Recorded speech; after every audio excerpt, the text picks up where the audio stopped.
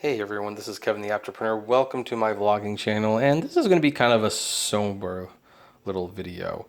This is a box from Dimple Records. For those of you who are not aware, Dimple Records has been a mainstay in the Sacramento area for 45 years. It's where you can buy used vinyl, CD, DVDs, Blu-rays, video games. They started doing books fairly recently, even comics. And they decided to shutter their doors. They are liquidating their assets. I hear that the sons of the owner is handpicking certain items to open a new used media store in Folsom. So it's nice to know that used media won't go away completely in Sacramento. But it's really sad that Dimple themselves will be going under. In fact, it's really strange because as I was talking to like the employees and everything, they said that the stores were actually doing really, really well. It's just that the owners wanted to retire and they couldn't find a buyer. One person was considering buying and they couldn't sell, so they decided, let's liquidate and enjoy our retirement, which have personally got very mixed feelings about. But regardless, I was in Sacramento this weekend, or last weekend, I should say, and I made a final haul. I spent almost $200. The last $200 I will be spending at Dimple's, and we're going to show what I bought. Now we're going to get back to this box later. I just wanted to show it because they didn't have any more Dimple Records back. So let's go up here first, and let's look at like the first thing. The first thing I bought were these Kimagure Orange Road TV DVDs. Now I think I might actually already have this one, but again, everything's 50% off. So these are like, like $5.50 each, and they're rare and they're out of print. This is a really good classic anime that no one really talks about anymore. It went out of print years ago. I think the Anime Ego, that was who distributed it. They definitely went under. No one really bothered to pick it back up. This is also a long series, and since it's very 80s, maybe no one really is interested in it anymore. I would hope that some streaming service would pick it up so people could at least watch it. I do know that digital media actually kickstarted the manga translation for the manga series, which I contributed to and got royally screwed over. I made another video about that on my other channel. But it was nice to see these. I don't know if I'll ever have a whole set, but I'm trying. Certain individual volumes, including this one, can fetch pretty outrageous prices. I think this is like the best find though, because I think this one goes for about $50, $60, and it was like $5.50. So, I'm just glad I found them at all. Next thing that I picked up, I was really surprised they had this, but it's Blade Runner 2049 on Blu-ray 3D. This was exclusive at Best Buy, I believe. And this one's brand new. It's not even opened. And it was still half off though. So I don't know how they got it, but it was like, oh yeah, no, I'm totally, now granted, I'm probably going to sell it on eBay. It was like $15. I already have this.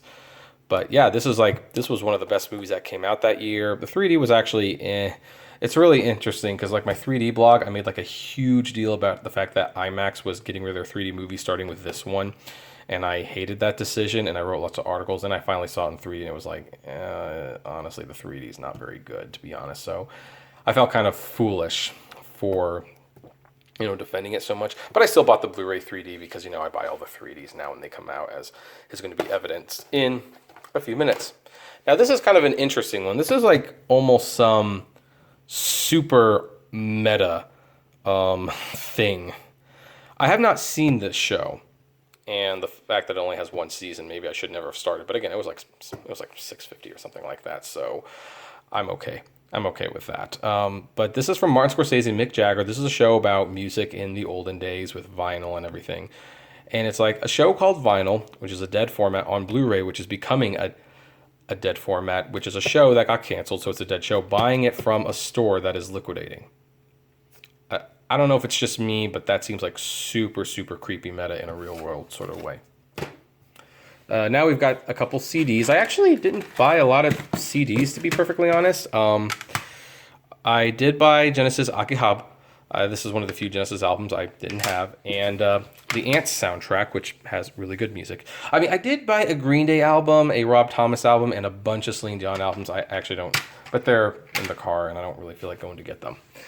One of the things that I was really happy to find, by the way, let me get these things, is I did get some Criterion Collections. Now, this one's brand new, so it was like $15. This is Ingmar Bergman's Shame. And, you know, I kind of go into the thing like, hey, if the Blu-ray's under $20, just buy it. If you don't have it, doesn't matter if you really want it or not. You're never going to get it again. So I got Shame. I got the Thin Blue Line, and this is like, you know, this was like $10.50. And The Rose by Mark Riddell. Now, all of them do have the booklets. The booklet in this is kind of a little worn. I don't know if you can see that real quick. It was definitely not taken care of the way I would normally take care of it. I think the booklet in this one fares a little bit better. However, again, these were like $10.50 each. Like the Criterion Collection sale is currently 50% off at Barnes & Noble, but it's like $10.50, about $15, and it's like, shoot, that's that's less than $40 for 3. I'm never gonna get that deal again with Criterion. This is not necessarily a standout purchase, but we have Marty. I didn't realize they released this on Blu-ray, and when it comes to the Best Picture winners, I have like a shelf with all my Best Picture winner movies, and I try to upgrade them when I can. So I saw that half off. It's like, okay, great, I'll buy it. It looks like a pretty bare bones release. It's just the movie, apparently. Like it almost kind of looks like a pirated disc, but it's official, and now I can replace my DVD with this Blu-ray. Now this, my fiance loved that I picked this up. Pokemon Sun and Moon Ultra Adventures, the first 48 episodes on Blu-ray, only $20. Now, I haven't watched Pokemon in a long time, so it's kind of like, well, I've heard some good things about this show, aside from the art style. I hear the art style isn't very good, and oh boy, looking at Ash, I can definitely understand why people are saying that. However, it's like, hey, for $20, 48 episodes, that's certainly less than a dollar per episode. So yeah, just pick it up and check it out. And if you don't like it, then I don't like it. Now, just to prove that I will definitely buy anything in 3D, unfortunately. I didn't have this on Blu-ray 3D because I had no interest in it. But now that 3D is becoming more of a dying format, I buy what I can. And yeah, I've got One Direction, This Is Us. But funny story about This Is Us, I actually have seen this in theaters. I went and I paid the money. I saw it in 3D. Do not know why I did that. Maybe it's because Morgan Spurlock directed it. Morgan Spurlock. He was the guy who directed Super Size Me and The Greatest Movie Ever Sold, which are movies I really like. Of course, he's had some controversy recently, so, you know, I don't know if he'll ever make another movie again. I hope so. I hope people can forgive him. But yeah, he directed this. This was pretty much a paycheck job, but it has a couple moments of Morgan Spurlock flair. And, yeah, I mean, it was okay. I mean, it was pretty much a concert movie. What else do you want me to say on that one? But it's in 3D, and here's the funny thing. I didn't even realize they released this in 3D. I always assumed that it was only released in 2D because I never saw it. So when I saw it, I definitely picked it up, and I believe this is a region. Yeah, it's ABC. So, yeah, I have a 3D copy of One Direction, This Is Us. But in terms of good 3D, I also have Werner Herzog's Cave of Forgotten Dreams. Now, this is a really good movie in 3D. Werner Herzog is a great filmmaker. By the way, this is also one of the few G-rated 3D movies I have. But yeah, this was like $9, the sticker price, so that was like $4.50. $4.50 for this really good movie that almost no one saw. Now, again, I saw this in theaters, paid the money, saw it in 3D. Now I can watch it in 3D at home. I actually feel kind of guilty buying this one used because I think it's $10 brand new, and I really should be supporting the format brand new, but it was an impulse buy. What can I say? Now, this one kind of made me a little upset because I did decide to finally pick up Goosebumps 2. I skipped on it the first time because it was on Netflix, and because of new budgeting, I try not to buy movies that are on streaming. But I saw $15.99. It's like, well, okay, I guess I'll just pick it up. And by the way, the digital copy still worked for this, so I have a digital copy as well. However, had I waited one day, the other store was selling this on Ultra HD for $1 more. So, yeah. But at least the digital copy worked, so I got the digital copy I feel. By the way, I should mention, the digital copy with this, it didn't work, so someone redeemed that. Now we're going to look at the most unique item that I found at Dimple Records, and it's this. This is Guardians of the Galaxy Volume 2 soundtrack on cassette. Now, when I got up there, the guy had to tell me this is a brand new cassette. This isn't 5 cents. And I was like, yeah, that's fine.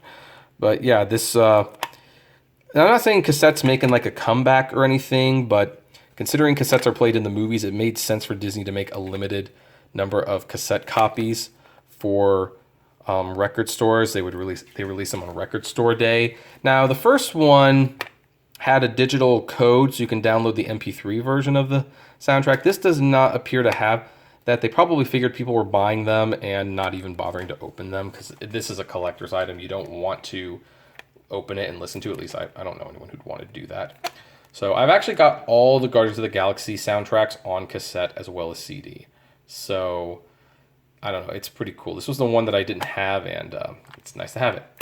And now let's look at this box, and this is kind of like a sneak preview for the main Aptrepreneur channel. Now, what is this? Well, it says it's a used pre-tested video game system. This is an Xbox 360 Pro. It has everything you would get in a system. It has the system, it has the controller, it has the hookups, obviously. It's been tested, it works. I should probably just wipe it down a little bit real quick. And what I'm doing with this, well, actually, let's look at it while I talk about this. I don't need an Xbox 360. I have a perfectly functioning one, and a lot of 360 games are backwards compatible on the Xbox One X and Enhanced. But I picked this up because they were half off, which meant this was like $40. And there was a new app I want to try making money off of called Lend Me It, and I see people renting power tools, things like that all the time. And some people are renting video game consoles. So I was kind of curious how much money there was in renting video game consoles to strangers through an app. And I didn't want to use my personal systems to test this out. I always figured I wanted to buy an additional system to try out the Lend Me It app. And for $40, that's worth seeing if there's any money to be made. And if there's not, oh well, it's a backup system, or I could, hawk it on eBay for, pretty much the same amount of money I paid for it.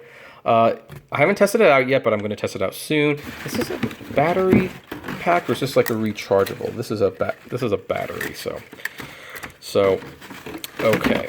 But anyway, I'll let you guys, that's kind of like a sneak preview to let you know that I'm going to wipe this down a little bit so that it looks a little nicer, but gonna test it out and see if Lend Me It is actually worth some good money. So, in summary, let's close this.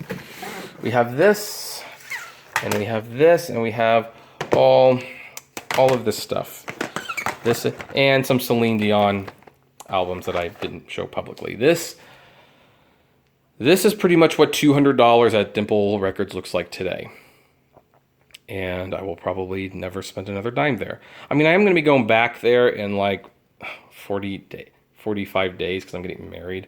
And maybe the Dimple Records will still be open, and maybe the sales will even be greater, but I don't think I'm going to have time to go to Dimple Records during that days. And for that matter, most of this good stuff is probably going to be gone. So at that point, you're just getting scraps. I kind of wish I'd taken some footage. Well, I don't have to. So anyway, if I end up going back, maybe I'll do like a little vlog about what Dimple Records looks like now. But otherwise, if I had more money, I would have bought more. I'm really